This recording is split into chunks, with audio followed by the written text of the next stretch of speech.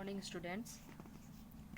आज हम साइंस का चैप्टर 3 पढ़ेंगे, फाइबर टू फैब्रिक, यानी कि तंतुओं से कपड़े बनने तक का सफ़र। इस चैप्टर में हम पढ़ेंगे कि हमें अलग अलग तरह के तंतु कहाँ से प्राप्त होते हैं। तंतु मीन्स जिन रेशों से धागे बनते हैं और धागों से कपड़े बनते हैं। Almost all of our cloth are all of our cloth are made of fiber. Fiber are thin thread. They are either natural or synthetic. Natural fiber come from plant and animal. Cotton, jute and flax fiber come from plant. Wool, silk come from animal, and wool is obtained from the fleece of a wide variety of animal like sheep, goat, camel and yak.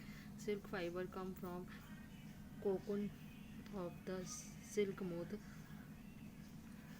जितने भी हम कपड़े पहनते हैं वो सब fibre से ही बने होते हैं। फाइबर एक पतला धागा की तरह होता है। ये या तो हमें जानवरों से प्राप्त होता है या फिर प्लांट से प्राप्त होता है। कुछ इसमें जो होते हैं वो नेचुरली हमें मिलते हैं और कुछ सिंथेटिक होते हैं, यानी कि कुछ प्रकृति के द्वारा मिलता है जिसमें प्लांट और एनिमल आ जाते हैं, और कुछ सिंथेटिक होता है यानी कि उसे बनाया जाता है chemically.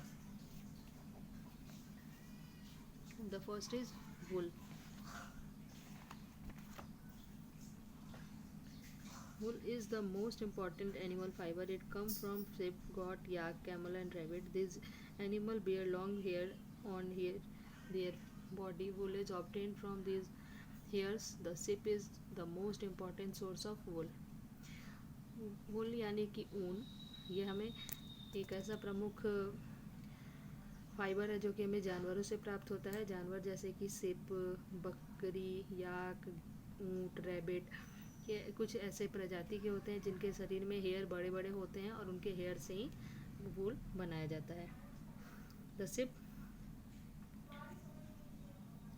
SIP has two types of hair, coarse breed hair and fine soft under hair close to the skin. Sheep में यानी कि भेड़ों के शरीर में दो तरह के हेयर पाए जाते हैं, कर्स बियर और फिर fine soft. The fine soft under hair provide the fibre for making वूल।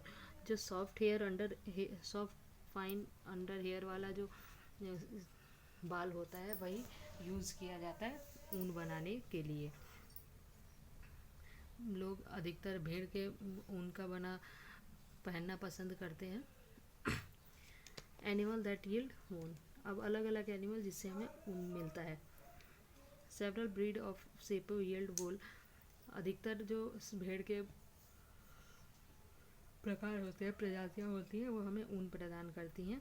सबसे जो बढ़िया ऊन होता है वो होता है मरीनो सिप का। मरीनो एक प्रजाति का नाम है जो कि ऑस्ट्रेलिया में पाया जाता है। लगभग 40% जो ऊन है वो हमें मरीनो वूल से ही मिलता है, यानी कि मरीनो सिप से ही बनाया जाता है। उसके बाद है फिर सिप के अलावा हमें कहाँ से मिलता है, जैसे अंगोरा गॉट होती है उससे भी बनता है, उनसे भी हमें ऊन मिलता है। अंगोरा कोट वगैरह बनाया जाता है। इनकी प्रजाति होती है उसे मोहैर कहते हैं, अंगोरा की प्रजाति को। सेकेंड है the wool derive from the hair of Kashmiri goat is soft. जो कश्मीरी बकरियों से जो ऊन प्राप्त होता है वो बहुत ही सॉफ्ट होता है, और इसके स्टॉल बनाए जाते हैं जो बहुत ज़्यादा पतला और बहुत आरामदायक होता है, जिसका नाम होता है पश्मीना शॉल। ये पश्मीना बकरी की प्रजाति से बनाई जाती है। पश्मीना बकरी की भी ये प्रजाति है बकरियों की। जैसे आप देख रहे हैं इनके बालों से बनाया जाता है, जो अधिकतर हिमालय के तिब्बत रीजन में पाई जाती हैं। वूल जो है हमें भेड़ और बकरियों के अलावा कैमल से, याक से, रैबिट से भी बनता है, इनसे भी हमें मिलता है। Rearing and breeding of sheep, अब सिप से ऊन निकालने के लिए इसके पालने की विधि, पाला जाता है, इन्हें रियर किया जाता है। Rearing of sheep in India is common in hills on Jammu and Kashmir, Himachal Pradesh, Uttarakhand, Arunachal Pradesh and Sikkim. are also reared in the plain of Haryana, Punjab, Rajasthan, and Gujarat. Herd of sheep, along with shepherd, can be seen in these places grazing fodder. Shepherd also give them nutritious food like pulses, jawar, corn, oil cake. In winter, sheep are kept indoor, while in summer they are kept in fold. Bharat में normal मुख्यतः जो भेड़ पालन का है काम, वो जम्मू कश्मीर, हिमाचल प्रदेश, उत्तराखंड, अरुणाचल प्रदेश और सिक्किम में किया जाता है। और ये पंजाब, हरियाणा, राजस्थान, गुजरात के भी कुछ भागों में पाला जाता है। यहाँ पे क्या किया जाता है, पूरे शिप के झुंड को रखा जाता है। उन्होंने चारे वगैरह के लिए बाहर ले जाया जाता है। समर सीज़न में इन्हें बाहर रखा जाता है और विंटर सीज़न में इन्हें अंदर रखा जाता है। जो इन्हें पालने वाले होते हैं वो उन्हें उनके रख रखाव का और अच्छे खान पान का भी ध्यान रखते हैं। उनको न्यूट्रियस फूड जैसे कि दाल, जवार, बाजरा, मक्का वगैरह भी उन्हें खाने को देते हैं। प्रोसेसिंग ऑफ फाइबर इनटू वूल। अब है कि फाइबर से वूल, फैब्रिक फाइबर से वूल कैसे बनता है। वूल is obtained through a long process. This process involve into following steps. भेड़ों से ऊन प्राप्त करने की विधि बहुत लंबी होती है। कुछ स्टेप्स होते हैं उसमें, आइए इसके बारे में पढ़ते हैं। जैसे पहला है शेयरिंग।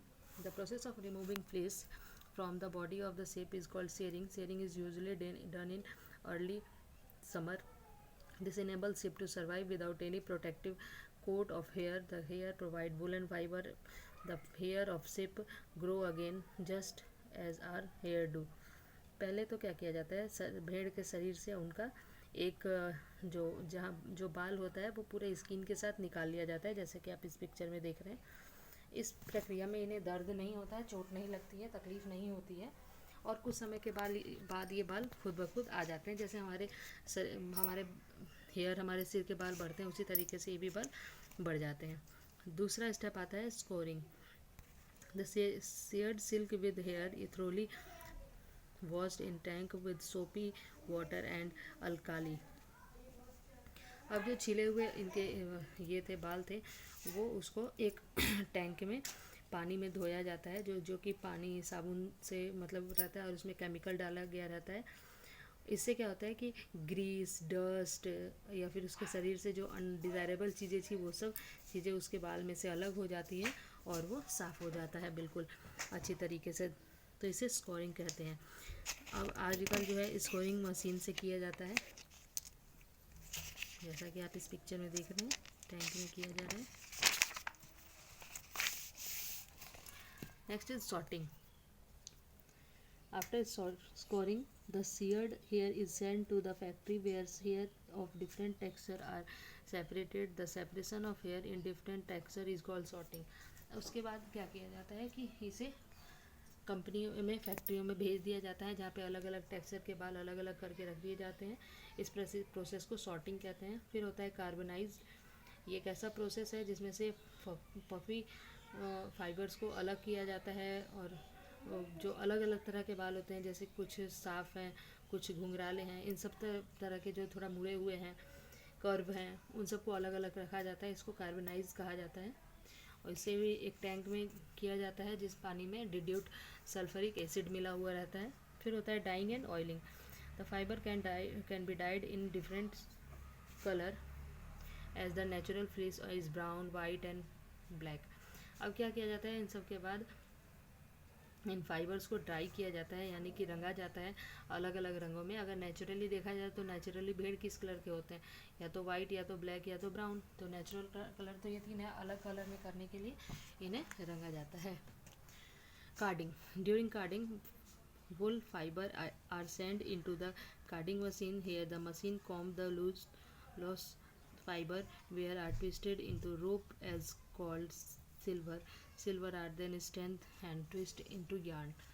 तो पहले क्या किया, उसके बाद होता है काम कार्डिंग का। इसके लिए इसे जो जितने भी धागे आए रहते हैं, हेयर्स आए रहते हैं, उनको कार्डिंग मशीन में डाला जाता है। कार्डिंग मशीन सबको एक साथ ये करके छोटे छोटे धागों को लंबा धागा में कर देती है और उसके बाद फिर ट्विस्टेड हेयर में कर देती है। जैसा आप ऊन में देखते हैं। Next is silk. ये तो वूल की बात हुई जो कि हमें जानवरों से मिल रही है, और दूसरा है सिल्क जो कि हमें, ये भी सिल्क यानी रेशम भी हमें जानवरों से मिलता है। ये जानवर यानी कि कीड़े से मिलता है। एक सिल्क वॉर्म नाम का कीड़ा होता है, इससे ये सिल्क प्राप्त किया जाता है। आइए जानते हैं कैसे। Silk is sometime called the queen of fabric because its great straight texture, softness and brightness. Silk fiber come from the insect called silkworm. The rearing of silkworm for obtaining silk is called sericulture.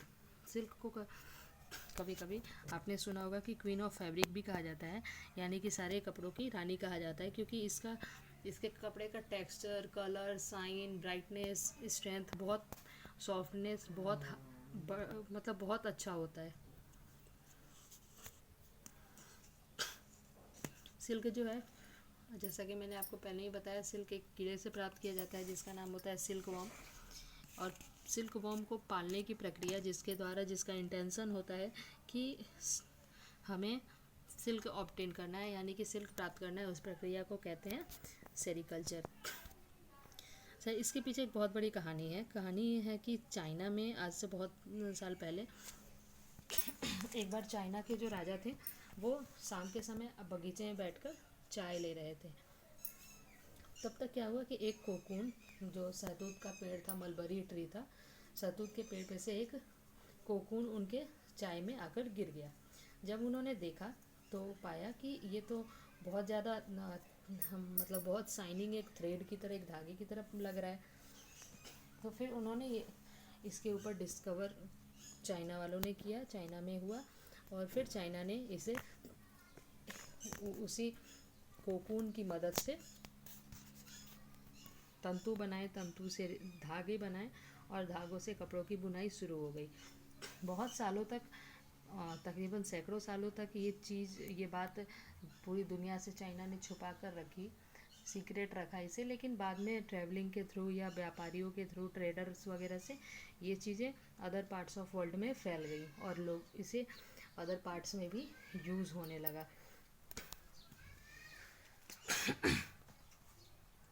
एक famous Egyptian queen थी क्लियोपत्रा। वो हमेशा silk के ही कपड़े use करती थी, और जो कि उस समय उन्हें चाइना से इजिप्ट वो मंगवाया करती थी। चलिए हम पढ़ते हैं सिल्क वॉर्म के बारे में और सिल्क बनने की कहानी तक के बारे में। The female silk moth and silkworm lay about 50-100 pale yellow eggs at a time. एक बार में जो सिल्क वॉर्म होती है, फीमेल जो होती है सिल्क वॉर्म, सिल्क मोथ, वो एक बार में 50 से 100 अंडे देती हैं। कुछ समय के बाद उसमें से लावा निकलता है, एग में से लावा निकलता है, उसे कैटरपिलर कहते हैं। जो लार्वा निकलता है, उस अंडे में से जो निकलता है, कैटरपिलर कहते हैं। और फिर ये धीरे धीरे बड़ा होकर सिल्क वॉर्म कहलाने लगता है। Caterpillar are very hungry creature. ये बहुत भूखा होता है, एक भूखे प्रवृत्ति का क्रिएचर होता है, ये प्राणी होता है। ईच कैटरपिलर और worm eat about 3000 time its own weight. अपने वजन से 3000 गुना ज़्यादा तो ये खाता है। अब क्या होता है, जब लार्वा का स्टेट होता है, वो क्या करता है कि अपने ईटिंग हैबिट से वो खाते के क्रम में एक प्यूपा बनाता है, जो कि 8 के शेप में बनता है। 8 होता है ना नंबर में, 1 2 3 4 में 8 के शेप में वो लार्वा को तैयार करते जाता है। और इसी में इसका जो लार होता है वो इसमें लिपटते जाता है। कुछ दिन के बाद सिल्क वॉर्म इसे पूरी तरीके से इमर्ज करके कोकून का रूप दे देता है। और जो अडल्ट मोथ होते हैं वो उड़ने में सक्षम नहीं हो पाते हैं उस टाइम पे, जैसा कि आप देख रहे हैं मेल सिल्क मोथ और female silk moth. Adult silk moth देखिए, ये तो पहले कोकून है जो 8 के शेप में तैयार होता है। उसके बाद ये पहले आता है एग मलबरी ट्री में। उस एग से हमें सिल्क वॉर्म निकलता है। सिल्क वॉर्म कोकून में डेवलप, जो बच्चा रहता है कैटरपिलर, वो कोकून में डेवलप होता है, और फिर ये कोकून पूरी तरीके से बनाता है।